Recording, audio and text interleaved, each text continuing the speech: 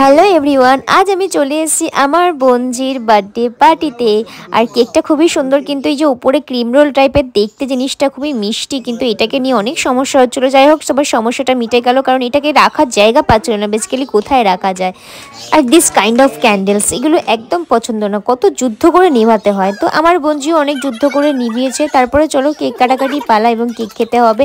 আর আমি আমার সপরিবারে এখানে উপস্থিত হয়ে গেছিলাম। তো বোনজি তো আমাকে একদম দেখতেই পাইনি, কারণ আমি অনেক পেছনে দাঁড়িয়েছিলাম, তাই জন্য আমাকেও কেক খাওয়াতে পারেনি। কেক খাওয়াতে পারেনি তো কি হয়েছে, আমি কিন্তু কেক খেয়েছি। কিন্তু কেক খাওয়ার থেকেও আমার বেশি ধ্যান ছিল ভিডিও করার দিকে। যাই হোক, তো ডিনার করতে হবে, তাই আমরা ফার্স্ট ব্যাচেই বসে পড়লাম লজ্জা ত্যাগ করে।